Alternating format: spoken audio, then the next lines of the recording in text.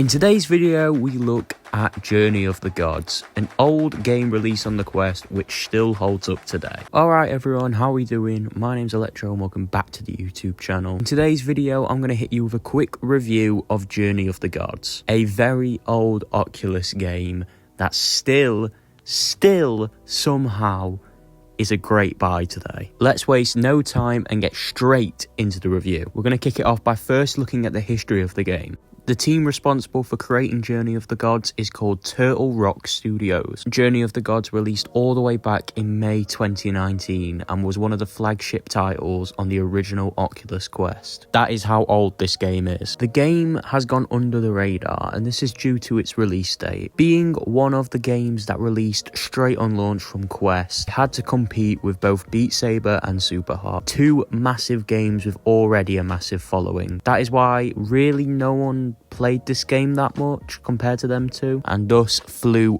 well under the radar. Alright, next let's talk about a general overview of the game. This will include some of the narrative, but not all of it because I don't want to spoil it for you. Journey of the Gods is an action-adventure game. Here is a picture of the description on the Oculus store page. I'll read the top paragraph. The Chaos Moon is coming, threatening the peaceful inhabitants of the land.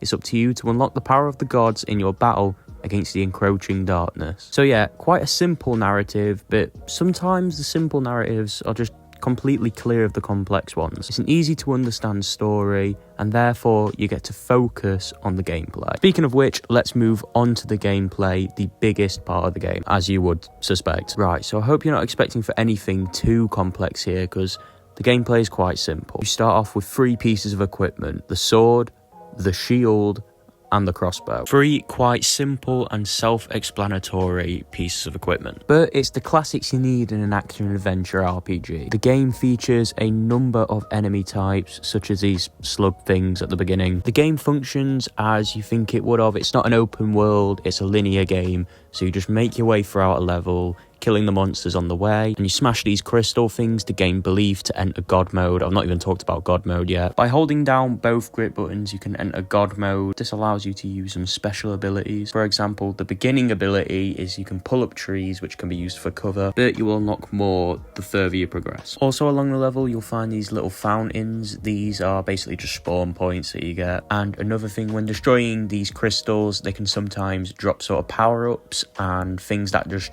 enhance and strengthen your abilities and equipment. Another feature is these stone markings, which if you stand on them, you get these like golem fist things that you can just fling about. You can just smash stuff. It's actually useful for smashing sort of like big objects that you'll need to hit to progress the story. And the final big gameplay feature is the boss fights. Yeah, normally at the end of every level, you'll have a boss fight against a big creature. And these things, I know it doesn't look big on the camera, but they are massive. The sense of scale here is immaculate. Boss fights can either be pretty easy or incredibly hard, depending on what you want, or depending at what part of the story you're in, obviously. Right then, let's move on to the last category I'll be looking at, and that is graphics. I want to start it off by saying the opening of this game is really beautiful. It's like really well done. However, we're not here to look at the opening of the game, we're here to look at the full game. And yeah, the graphics are really simple, but they're unique. And to be honest, I've seen a lot worse looking games. You've got to remember that this is still an Oculus Quest 1 game, and that this was released nearly 5 years ago now. But yeah, so that was my review and sort of general overlook over Journey of the Gods. Do I still think it's worth the buy? Yes. Wait, what's that?